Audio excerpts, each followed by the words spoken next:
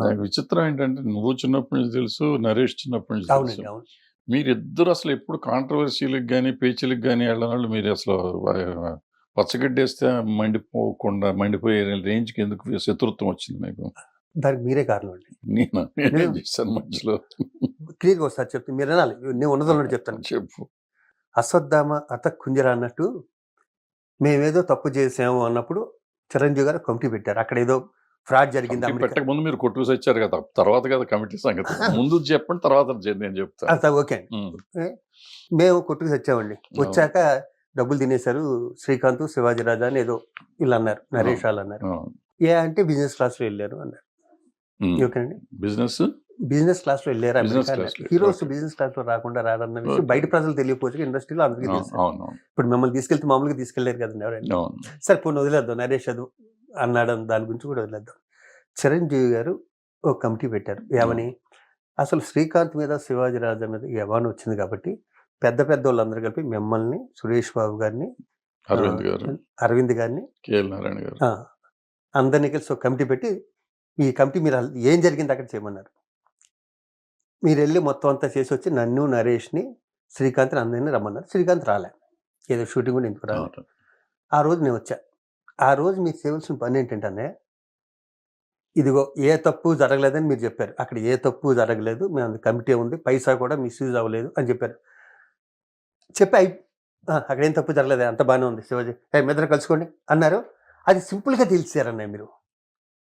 అంటే భరద్వాజ గారు చెప్పవలసిన స్టాండర్డు, ఆయన వాయిస్, ఆ కమాండు, ఎస్ ఏం అన్యాయం జరగలేదు కాబట్టి, వీళ్ళు తప్పులేదు కాబట్టి నరేష్, శివాజీ రాజాకి, శ్రీకాంత్కి సారీ చెప్పు అని మీరు అంటారు. నేను ఎక్స్పెక్ట్ చేశాను.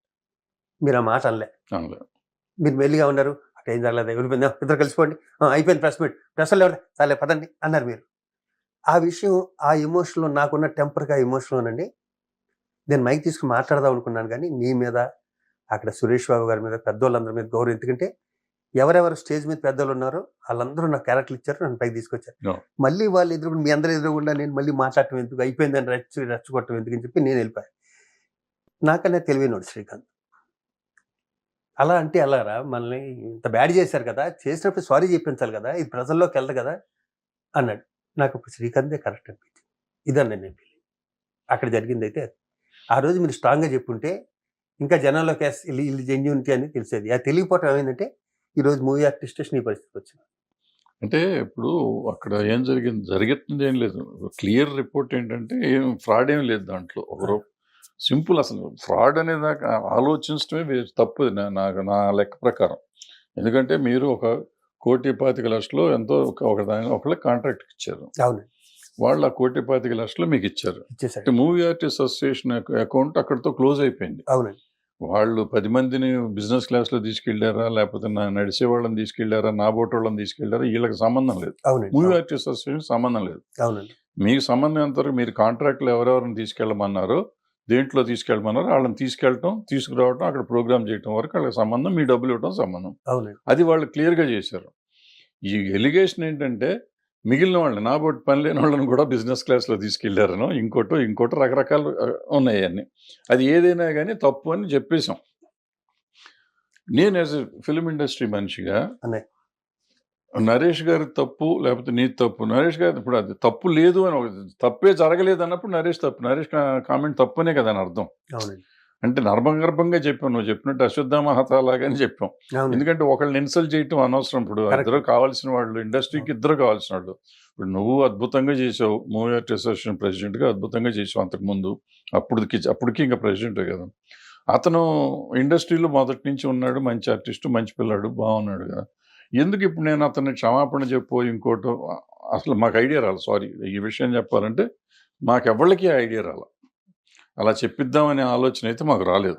తప్పు జరిగిందనేది ఒప్పుకుంటున్నాం, కానీ అతని సైడే తప్పు అనేది మేము ఒప్పుకున్నాం, అందరం ఒప్పుకున్నాం. అది పబ్లిక్గానే చెప్పాం. కానీ క్షమాపణ చెప్పించాలి అనే ఆలోచన మాకు ఎవరికి ఎందుకు రాలేదో మాకు తెలీదు. సో దాంతో కలిసిపోతే బాగుంటుంది. ఎక్కువసేపు ఎక్స్టెన్షన్ చేశాను ప్రెస్ మీట్. అది మనం ఎక్స్టెండ్ చేసుకుంటా పోయామంటే ఇంకా ప్రశ్నలు వచ్చి మళ్ళీ దాన్ని పెరుగుతుంది తప్ప తరగదు అనే ఉద్దేశంతో క్లోజ్ చేద్దామని మేము అనుకున్నాము. అది వర్కౌట్ అవ్వలేదు. అలా ఊహించారన్నయ్య, కొన్ని రోజులు నిద్రపోలేదు. ఒక వ్యక్తి 20 ఏళ్ళకి టీ కూడా తాగని వ్యక్తి వీళ్ళు బిజినెస్ క్లాస్ వెళ్ళారంటే అనే మీరు బిజినెస్ క్లాస్ మీరు పొరపాటు పడ్డారు. మిమ్మల్ని బిజినెస్ క్లాస్ మామూలు వెళ్ళినందుకు కాదు. కాదు. ఒక- వాళ్ళు అన్నది ఒక బిజినెస్ విషయం క్లాస్. చెప్పు. నేను కానీ శ్రీకాంత్ కానీ త్వరగా మైకులు పెడితే మాట్లాడే అంత అవును. ఇప్పుడు ఇంతకుముందు మాకు ఉండేవాళ్ళు ఏవిఎస్ అని వాళ్ళు ఉంటే అక్కడ అద్భుతంగా మాట్లాడేస్తారండి. మాకు ఆ టాలెంట్ లేదు. ఉన్నదన్నట్టు మొహమ్మద్ చెప్పాడు అవును. మీ దగ్గర నుంచి నేర్చుకునేది అది. ఆ తప్పు ఒప్ప తర్వాత చూసుకున్నాను. ఫస్ట్ ఉన్నదన్నట్టు మాట్లాడటం అన్నది మొదటి నుంచే ఉందండి. మేము ఆ రోజు చెప్పాల్సింది ఏంటంటే మీరు ఇప్పుడు అమెరికా ప్రోగ్రామ్కి మీరు బిజినెస్ క్లాస్లో ఇంకో దాంట్లో వెళ్ళారంటున్నారు కదా. శ్రీకాంత్ నేను ఉట్టప్పుడైనా మా డబ్బులతో కూడా బిజినెస్ అవును. క్లాస్లో వెళ్తాను. పైగా బిజినెస్ క్లాస్ అనే మూవీ ఆర్టిస్ట్ పెట్టుకోలేదన్న అవును. అది వాళ్ళు పెట్టుకుంటారు. పెట్టుకున్నారు. ఎవరైతే ఆర్గనైజ్ చేస్తున్నారో ఆర్గనైజర్స్ పెట్టుకుంటారు. నెంబర్ 1 అండి. రెండోసారి ఏంటంటే అండి దొడ్డారావు అనే మిత్రుడు ఖమ్మంలో మాకు ఇలా ఖమ్మం ఇక్కడికి వచ్చి ఫంక్షన్ చేస్తే 5 లక్షలు ఇస్తారంటే నేను బస్సు బుక్ చేసండి. ఎక్కువ మంది కదండి అందరూ ఒక దాంట్లో వెళ్తామంటే మామూలు ఆర్టీసీ బస్సు బుక్ చేసండి. శ్రీకాంత్, నేను, మీరు చెప్పిన సునీత, అనితా చౌదరి, హేమ ఇంకా చాలా అంటే అందరి పేర్లు చెప్పాలి, పేర్లు గుర్తులు. మేమందరం బస్సు వెళ్ళి వచ్చాము. మరి మాకు ఎందుకంటే మేము ఇంతమంది ఆర్టిస్టులు ఖమ్మం ఫ్లైట్ ఉంటే ఫ్లైట్లోనే వెళ్ళేవాళ్ళం. ఖమ్మం ఫ్లైట్ లేదు కాబట్టి ఖమ్మానికి బస్సు వెళ్ళి వచ్చామండి. అమెరికా ఫ్లైట్ ఉంది, బిజినెస్ క్లాస్ ఉంది కాబట్టి అందరూ హీరోలు కాబట్టి అండి. పైగా అంతమంది హీరోలు ఎవరి వల్ల అవుద్దనే 10 మంది హీరోలు 10 మంది హీరోయిన్లు అండి. అందరూ బిజీ అండి. పైగా చిరంజీవి గారు నా టైంలో నేను తీసుకెళ్తాం ఉన్నదండి. నేను చాలా గర్వంగా ఫీల్ అవుతాను. ఎందుకంటే ఆయన సైరా షూటింగ్లో విపరీతం అమితాబ్ బచ్చన్ గారు కాంబినేషన్ అంత దండ అంత హడావిడి. వీడు ఎప్పుడు అడగలేదు శివాజీరాజు అన్నాడు, ఎప్పుడు నన్ను ఏం అడగలేదు. ఈ రోజు వరకు క్యారెక్టర్ కూడా అడగలే, ఫస్ట్ టైం అడిగాడు. పైగా అంతకుముందు ఒక పెద్ద హీరోయిన్ అండి, ఆయనతో చాలా సినిమాలు చేసిన, అన్నయ్యతో చాలా సినిమాలు చేసిన ఒక హీరోయిన్ 3 ఏళ్ళ నుంచి ఆయన అడుగుతుంది అమెరికాలో ప్రోగ్రామ్ రావాలి, అమెరికా ప్రోగ్రామ్ రావాలని. దానికి వెళ్ళకుండా దీనికి వచ్చాడంటే అండి ఎంత ప్రేమ ఉంటే వస్తాను మీరు మూవీ ఆర్టిస్ట్ స్టేషన్ మీద ప్రేమ. మా మీద వీడు ఎప్పుడు అప్లికేషన్ పెట్టలేదు, వీడు చిన్నవాడు, చిన్న ఆర్టిస్ట్, వీడు ప్రెసిడెంట్ అయ్యాడు, ఒకసారి వెళ్దాం, వీడు ఇంతకాలం మనతో ఉన్నాడు వీడు అని వచ్చారు కదండి. అదంతా చెడగొట్టేశారు అన్నయ్య. అక్కడికి వెళ్ళాక అక్కడ నల్ల జెండాలు, అక్కడ కులాలండి, అక్కడ కులాలు, అక్కడ నల్ల జెండాలు, అక్కడ పెంట, అంటే ఏదో చేసాం తృప్తి ఉంటదే, నలిపేశారండి మొత్తం. అవును. నాకు మొన్న కూడా ఒక ఆయన ఇంటర్వ్యూ ఇచ్చి ఇలా చిన్న ఆర్టిస్టులు కమెడియన్స్ వీళ్ళు ప్రెసిడెంట్లుగా అయితే ఏంటంటే నాకు ఆయన్ని ఏమన్నారనిపించట్లే. 4 సార్లు ప్రెసిడెంట్ చేసిన వ్యక్తి, నాకన్నా వాళ్ళు గొప్పగా చేశారు ఆయన పొగిడే స్థితిలో ఉన్న వ్యక్తి, ఊరంతా ఆస్తులు పెట్టుకున్న వ్యక్తి, ఆయన పేరు మీద మూవీ ఆర్టిస్ట్ స్టేషన్ పెడితే నా అలాంటి వాళ్ళు నాకు ఇన్స్పిరేషన్ అంటే చాలా ఇష్టం. మళ్ళీ ఈ మాటలు కూడా ఉట్టు పుణ్యానికంటే శత్రువులు అయిపోతున్నాయి. మంచి పని చేద్దామని మనకి మన పని మనం చేసుకోవాలన్నాయి. ఇప్పుడు ఏంటంటే మనల్ని చేద్దామన్నా చేయనివ్వరు, వాళ్ళు చేయరండి. అంటే అట్లా కాదు. అప్పుడు ఒకసారి దాసనారాయణరావు గారిని అడిగాను నేను ఇదే విషయం. ఆయన దగ్గరికి ఎవరు వచ్చినా కానీ ఏదో ఒకటి చేసి పెడతా ఉంటాడు. ప్రతి ఎలక్షన్లో ఇప్పుడు నువ్వు చెప్పావు, మా మూవీ ఆర్టిస్ట్ అసోసియేషన్లో ఆయన ఏలు పెడతాడు, మా డైరెక్టర్స్లో ఏలు పెడతాడు, ప్రొడ్యూసర్స్లో ఏలు పెడతాడు, ఫెడరేషన్లో ఏలు పెడతాడు.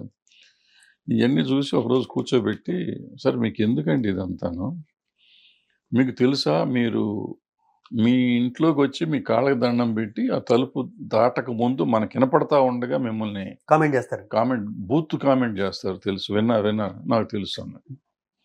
పద్మగారు కూడా ఉన్నారు ఆ రోజు, ఆవిడ కూడా అన్నారు. నేను చెప్తున్నానయ్యా ఈయనకి, అమ్మ అప్పటికే ఆయన కొంచెం సినిమాలు తగ్గి కొంచెం ఖాళీగానే ఉన్నారు, వద్దు మనకి అయిపోయింది, చేసినంత కాలం చేసాం, ఇప్పుడు ఇటువంటి అవి పెట్టుకోవద్దు అని చెప్పానంటే ఆయన నాకు ఒకటి చెప్పాడు, భరద్వాజ మనం ఉన్నాము ఏదో చేస్తున్నాము అని కొంచెం సూపర్వైజ్ చేస్తున్నాం అనే భయం ఉంది కాబట్టి ఇంకా కొంతవరకు జరుగుతుంది, లేకపోతే ఇది కూడా జరగదు, ఎంతో మంది ఇబ్బంది పడిపోతారు, అందరికీ మనం న్యాయం చేస్తామని చేయలేం, మనం చేసేదంతా న్యాయం అని కూడా నేను నమ్మట్లా, బట్ మనం ఉన్నాము అనుకున్నప్పుడు ఇప్పుడు మొత్తం ఎక్స్ప్లోయిట్ చేసేవాడు కొంత తగ్గిస్తాడు, ఆ భయం అన్న ఉంటుంది, అందుకని మనం కంటిన్యూ అవ్వాలి, అంతే తప్ప నాకు దీంట్లో ఇప్పుడు నాకు ఏమైనా పదవి ఇస్తారా, ఇప్పుడు ఎవడన్నా ఇస్తాడా, ఇస్తే నాకు ఏమన్నా వస్తుందా, నేను చేయాల్సినంత చేశాను కదా అని ఆయన చెప్పారు. నేను అనేది నీకు కూడా అంతే, నీకైనా నాకైనా ఎవరైనా మనం చేసినంతకాలం చేస్తున్నాం, మన సర్వీస్ చేశాం కాబట్టి చేసాం, మన ధైర్యంగా తప్పేం చేయలేదు, ఎవడం చేశాం కాబట్టి మనం ఆ కంట్రోల్లో ఉంటే, సొసైటీలో ఉంటే బాగానే ఉంటుంది, చూస్తున్నారు వీళ్ళు అనే భయం ఉంటుంది, అంతే తప్ప ఎందుకు మళ్ళీ ఏలు పెట్టాలా కాలు పెట్టాలా అని. అవునండి, అవును. ఏం లేదు అన్నయ్య. ఇప్పుడు భరద్వాజ్ గారు, శివాజీరాజు, ఇంకొకరు శుభ్రంగా 2 ఓట్లు తింటున్నారు, హ్యాపీగా పడుకుంటున్నారు అనుకుంటే మనం దేని గురించి పట్టించుకోక్కర్లేదన్నయ్య. అవును. కానీ పేదోళ్ళు ఉన్నారు, 1000 మంది ఆర్టిస్టుల్లో ఒక 400 మందికి ఫుడ్ ఉండదన్నయ్య. అవును. ఇప్పుడే నేను చెప్పొద్దండి, టక్కన మా ఇంటికి రండి, అవును. ఒక్క లేనోడని మా ఇంట్లో ఉంటాడు. పైగా 7-8 మంది, చిరంజీవి గారి దగ్గర నుంచి నా వరకు 7-8 మంది ప్రెసిడెంట్లు చేస్తాం కదండి. అవును. ఎవరి దగ్గరికి అంత కంఫర్ట్గా ఎవరు వెళ్ళారండి ఆర్టిస్ట్? వెళ్ళగలుగుతారండి వెళ్ళలేరు, కదండి. వెళ్ళలేరు, ఇంపాసిబుల్.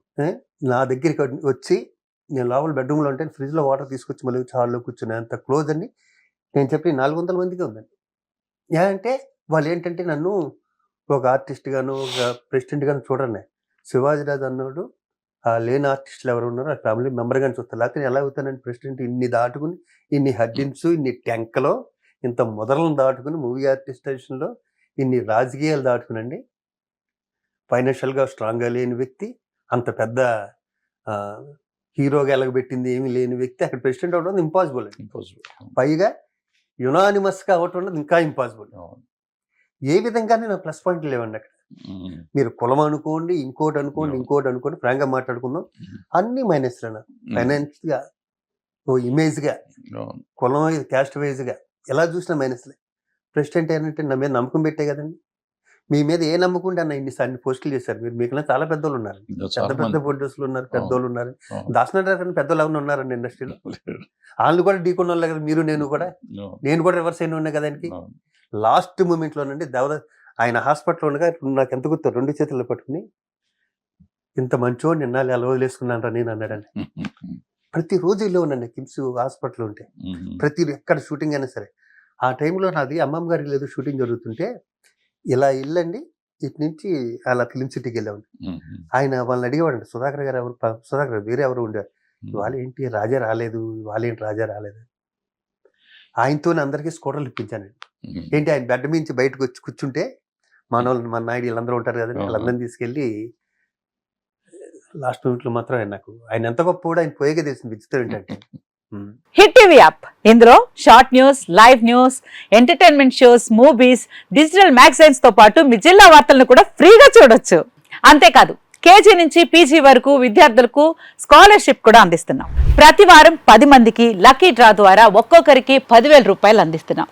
ఇంకెందుకు ఆలస్యం, వెంటనే హిట్ టీవీ యాప్ ని డౌన్లోడ్ చేసుకుని ఫ్రీగా ఎంటర్టైన్మెంట్ పొందండి. Hit TV app. Hit TV app. Please download hit TV app. Hit TV app ని ఫ్రీగా డౌన్లోడ్ చేసుకుని ఎంజాయ్ చేయండి. మీకు నచ్చిన ఎంటర్టైన్మెంట్ కోసం హిట్ టీవీ యాప్ ని ఫ్రీగా డౌన్లోడ్ చేసుకుని ఎంజాయ్ చేయండి. హిట్ టీవీ యాప్ ని డౌన్లోడ్ చేసుకుని ఆస్వాదించండి, ఆశీర్వదించండి. ఇంతమంది సెలబ్రిటీలు హిట్ టీవీ యాప్ ని డౌన్లోడ్ చేసుకోండి అని చెప్తున్నారంటే ఎంత మంచి యాప్ ఆలోచించండి. అమెరికాలో చదవాలనుకునే వాళ్ళకి విశ్వసనీయమైన పేరు మన శౌర్య కన్సల్టెన్సీ. UK లో 1 year masters, UK లో 1 year masters, 2 years work permit up to 5 years visa. Contact Saurya Consultancy. Contact 89851 89851.